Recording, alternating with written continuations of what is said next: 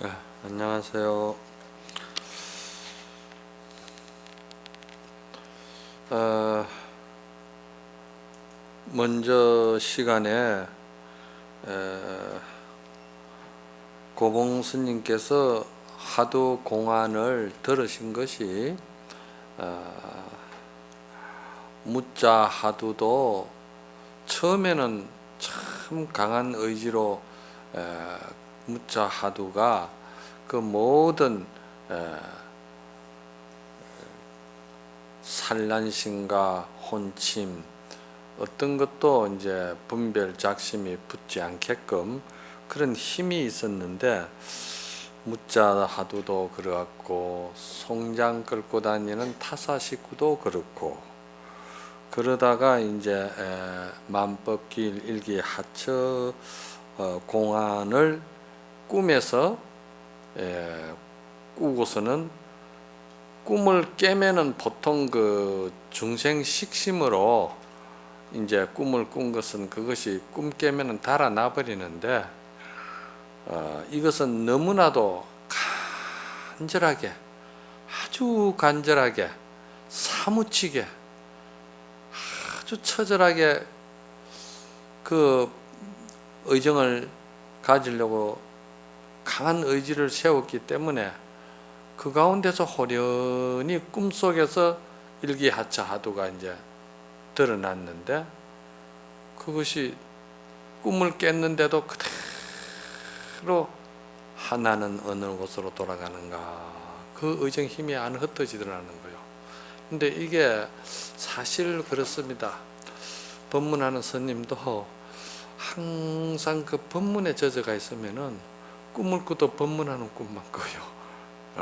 하도 드는 사람은 항상 하도를 들고 있으면은 꿈을 꾸도 그게 하도 공안만 거기에 들어가 있고 또 자기 견처가 좀 밝아지면은 꿈결에서도 선지식을 만나서 서로 간에 벗거량을 하는 거죠. 이제 이런 것이 그냥 사무치게 항상 그렇게 그 일관되게 생활이 거기에 젖어가 있는 거예요. 그런 것은 여러분들도 이제 조금 공부를 해 보셔서 그 정도 경험은 다 누구나가 있어요. 있으니까 그런데 이제 여기에서 다른 것은 다 그러한 그 의정의 힘을 가지지 못했는데 일기하처는 다르다 이 말이거든요. 그래서 그 법안종의 그 시조가 되시는 그 법안 문익선사 해상에 어떤 그 수자가 이제 와서 결제를 하고서는 정제를 하는데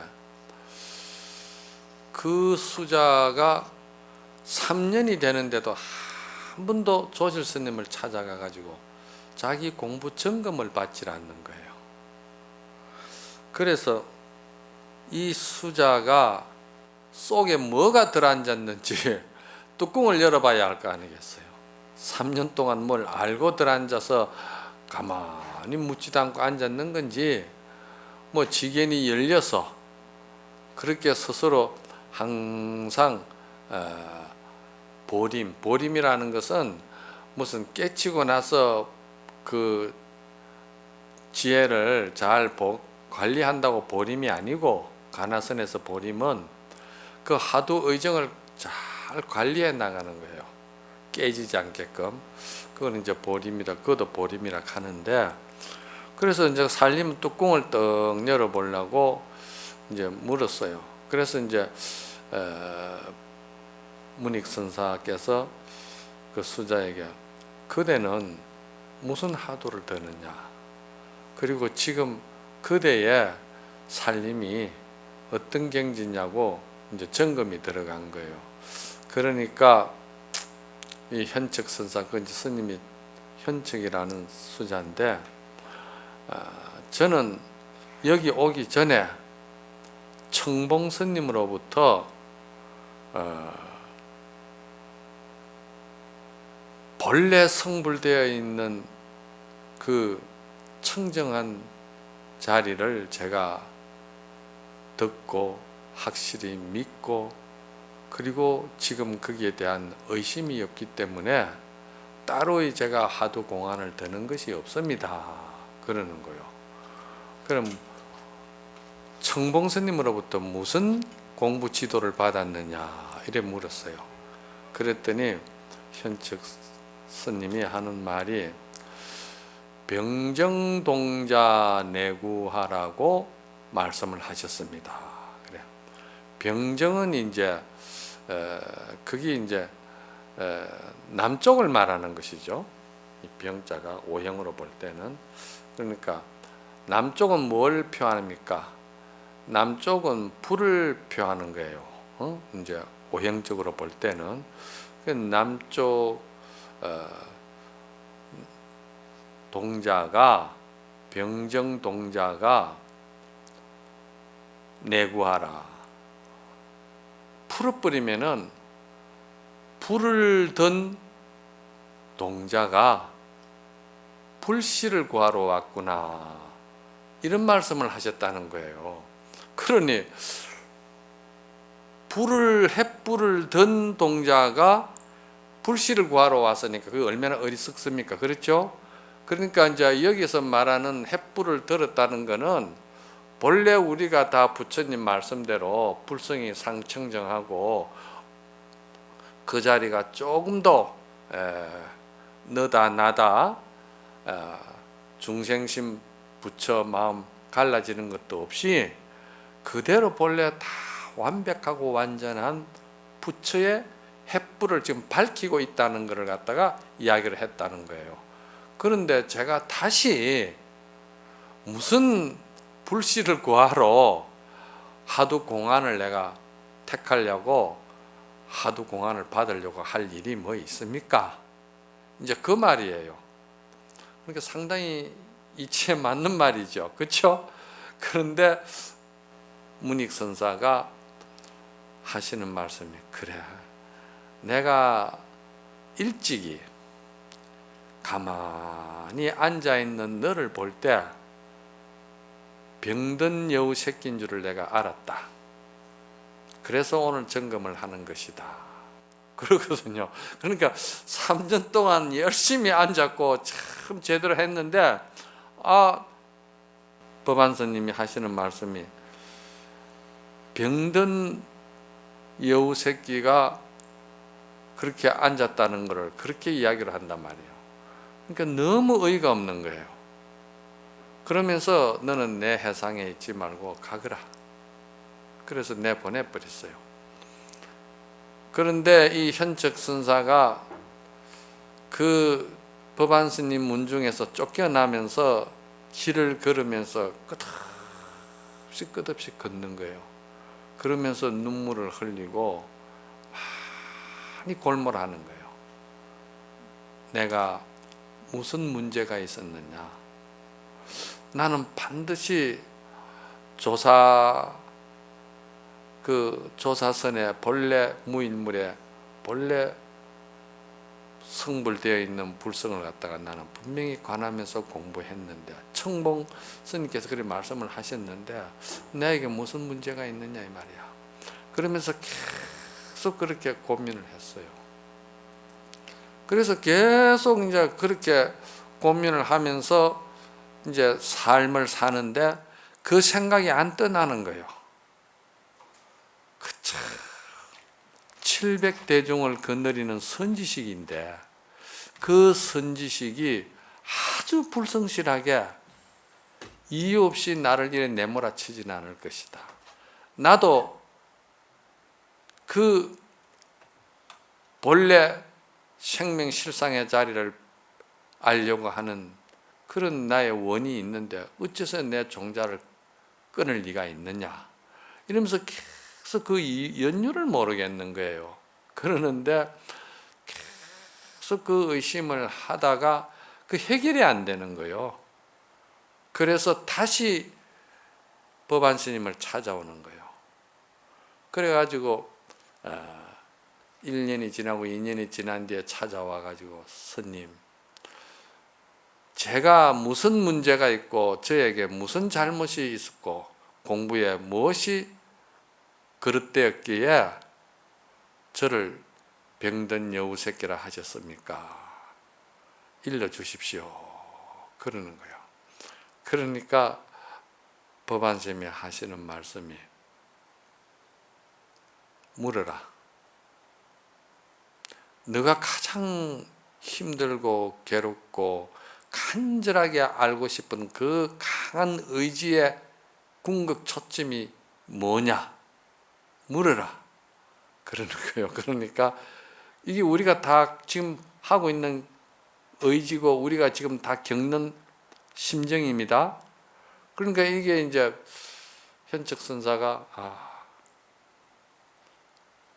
달마가 서쪽에서 온 뜻이 무엇입니까? 이래 물은 거예요. 그랬는데 그때 법안 문익 선사가 뭐라고 말씀을 하셨냐면은 병정동자 내구하니라 이렇게 했어요. 청봉스님하고 똑같은 말을 했어요. 병정동자 내구하니라. 횃불을 든 동자가 불씨를 구하러 왔구나. 이렇게 이야기한 거예요. 그 소리에 이 현측 선사가 확 열려버렸어요. 깨쳐버렸어요.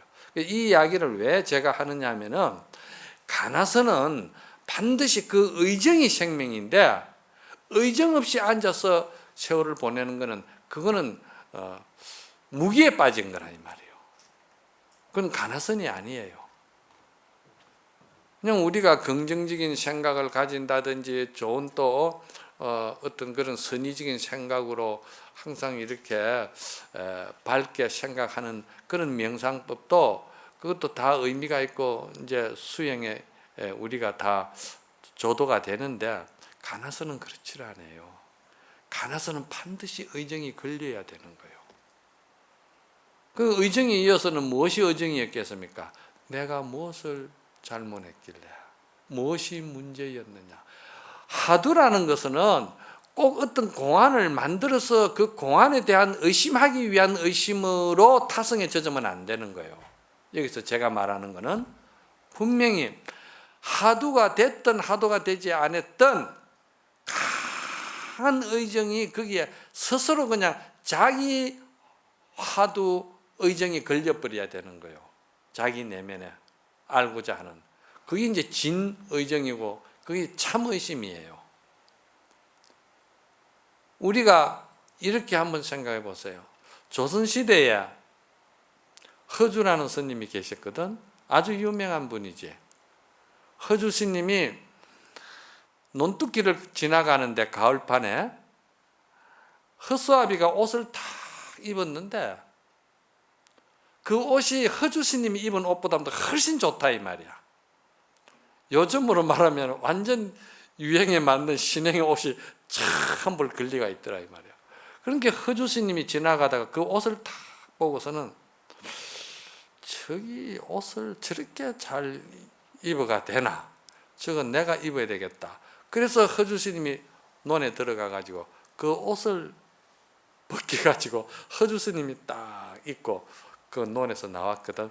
저 멀리서 논주인이 딱 바라보니까 저 웬 중이 말이야 허수아비 옷을 벗겨가지고 가거든. 그래 막 주인이 쫓아와가지고 허주 스님 보고 하는 말이 허수아비는 어떡하라고?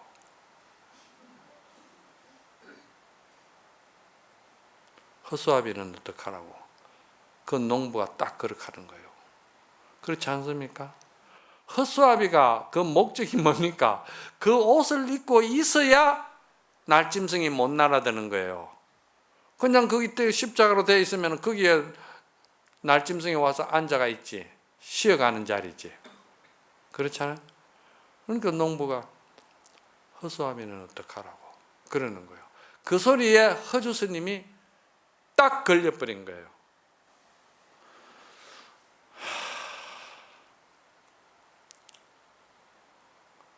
허수아비는 어떡하라고.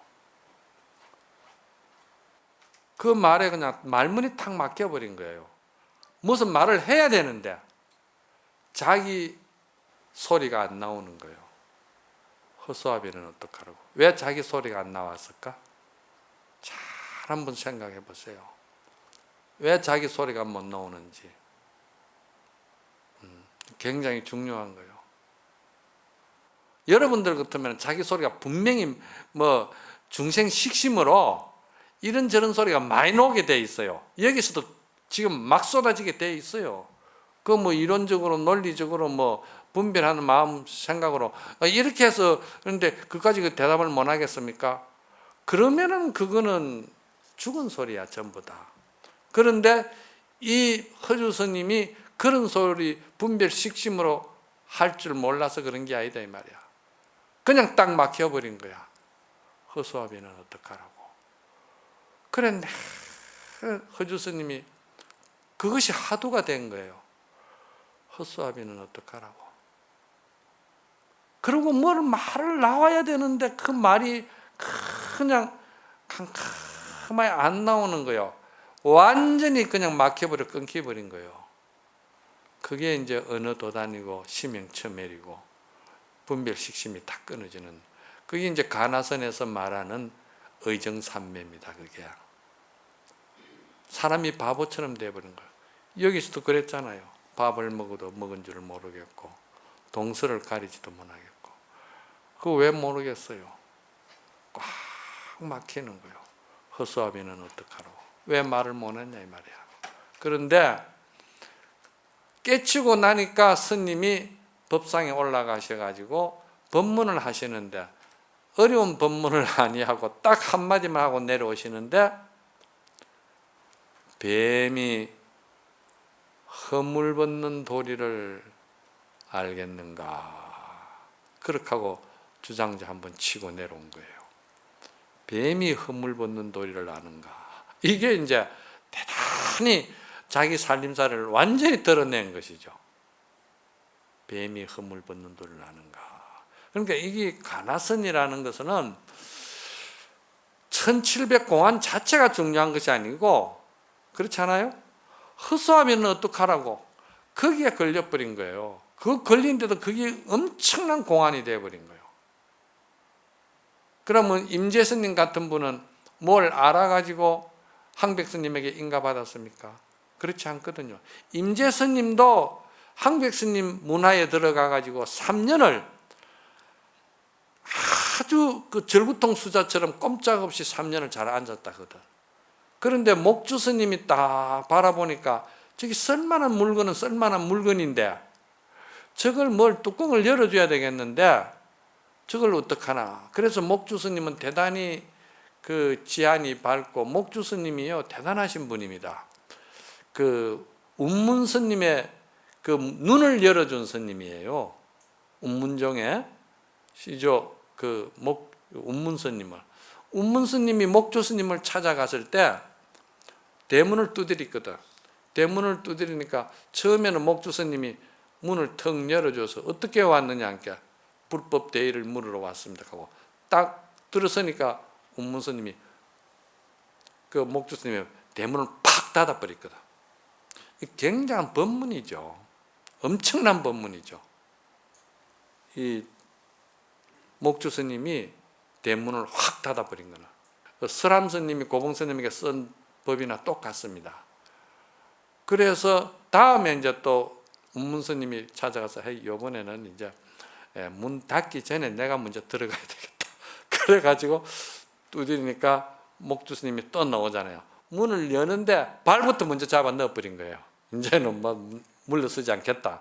발부터 먼저 잡아 넣었는데 목주 스님이 어디를 들어와? 하면서 문을 팍 닫았는데 그 문에 치여가지고 운문 스님이 다리가 부러진 거예요. 그러니까 운문 스님이 다리를 평생 쩔룩거리는 거예요. 거기서 고통과 아픔을 겪으면서 운문 스님이 눈이 열렸다거든요. 이거는 최상도리를 법문을 하는, 이게 이제 조사 법문이 조사법을 쓰는 거예요. 그런데 이제 이 가나선은 그 임재스님도 그렇게 앉아 있으니까 목주 스님이 그렇게만 앉아 있지 말고 항백스님 조실스님을 찾아가 배웠고, 그래도 뭘 좀 자네가 공부한 거를 물어봐라. 물어야지. 그러니까 임재스님은 우리보다도 더 멍청했어요. 뭐라고 말씀하냐면 이게 임재의록에 나오는 이야기예요. 제가 각색한 게 아니고. 그래 목주 스님에게 하는 말씀이, 스님, 항백 스님을 찾아가 배웠고 뭘 물어야 될지는 모르겠습니다. 뭘 물어야 됩니까? 뭐 묻는 방법이라도 가르쳐 주십시오. 그럼 제가 가서 묻겠습니다. 저는 아는 바도 없고 해가지고 뭘 물어야 될지도 모릅니다. 이렇게 멍청한 사람이었어요, 임재 스님이. 그러니까 하도 딱해서 목주 스님이 불법 대의가 뭔지를 물으라. 불법 대의가 뭐냐고 스님께 가서 물으라 그런 거야. 그러니까 불법 대의가 뭔지를 물으라고 그러니까 거기라도 이제 들고 이제 들어가는 거지. 들어갔는데 들어서자마자 입도 열기 전에 항백 스님이 임재 스님을 찾아온 것을 보고서는 30방을 때린 거 아닙니까? 그 30방 맞고 눈물 흘리고 내려오고, 그래 또 목주 스님이 또 올라가라고 그러니까 아이고 올라가 본들 뭐 묻기도 전에 때리기부터 먼저 하는데 그 올라간들 뭐 합니까? 그래도 가서 물어봐라. 그래도 또 알 수 있나 물어라 그러거든. 그래 이제 두 번째 또 올라가지. 또 올라가서 또 물으려고 하니까 또 때리는 거예요. 묻기 전에 때리는 거예요. 묻기 전에, 입 열기 전에 때리는 거예요. 그 법을 쓰는 게 그렇습니다. 입 열기 전에 때리는 거예요, 그게 본래. 그러니까 또 맞고 3번 맞고 나서는 다시는 안 올라간다는 거예요. 안 올라가고 이제는 떠나겠다는 거예요. 그래 이제 떠나려고 하니까 목주 스님이 앉는 거나 행동 거지나 모든 것을 볼 때 대단히 순수한 사람인데 길을 잡아주면 저 사람은 큰 천하를 놀라게 할 사람인데 저거를 키워야 된다는 생각으로, 그래서 빨리 항백 스님에게 올라가 가지고 스님 조금 있으면은 임재 수자가 올라올 겁니다. 떠난다고 보따리 싸가지고 올 겁니다. 그러면은 길을 열어주세요. 그 사람 하나 키워야 됩니다. 그런 거예요. 그래가 이제 임재 스님이 떠나려고 하니까 목주 스님이 떠나더라도 스님에게 가서 인사는 하고 떠나라. 그게 예의가 아니냐. 그래 이제 임재 스님이 항백 스님을 찾아가서 떠난다고 인사를 한다 아닙니까? 인사를 하니까 항백 스님이 하시는 말씀이, 너가 내 곁에서 떠나려면 저 길 안에 있는 대우 스님을 찾아가거라. 거기 가면은 네가 쉴 곳이 있을 것이니라 그랬어요.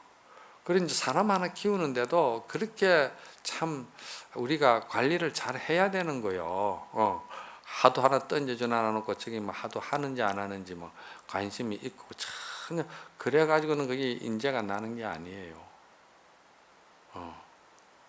이거는 임재록에 그대로 임재 행장록에 다 나오는 이야기예요. 그래서 길 안에 대우 스님을 찾아가서 말씀을 드렸다 아닙니까? 항백 스님께서 저를 여기를 보냈습니다. 그러니까 항백 스님이 너에게 법을 어떻게 쓰고 법문을 어떻게 했느냐 그러니까 뭐 법을 쓰는 건지 뭘 하는 건지는 잘 모르겠는데 가면은 두드리 팹니다. 그래서 3번이나 두드리 맞았다는 거예요. 그게 임재록의 가장 유명한 삼도 발문의 삼도 비탄이라. 그래서 3번 묻고 3번 두드리 맞았다는 말이에요, 그게.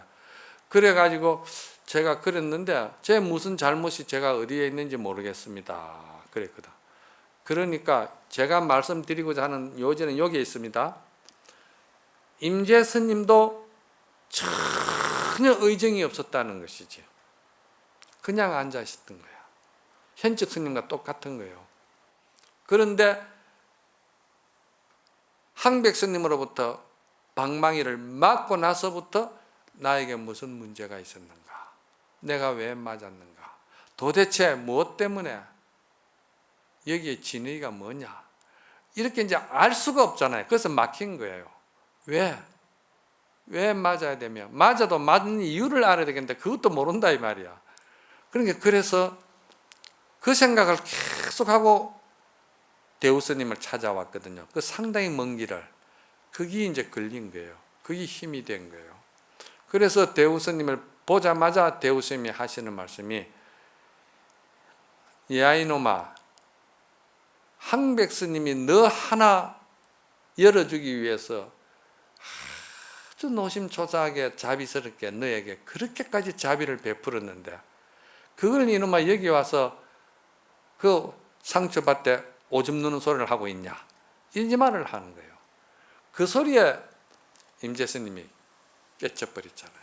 그 임재 스님이 왜 깨쳤겠어? 그 기간 동안에 계속 왜 맞았는가? 현측 스님이나 똑같은 상황이에요. 그래서 제가 이런 말씀을 드리는 것은, 이 가나서는 반드시 그 조사관을 떫을 수 있는 것이 생명이 의정이다 이 말이야. 그 의심이 분명히 있어야 돼. 의정 없는 그 가나서는 그거는 무기에 빠져서 안 된다는 거.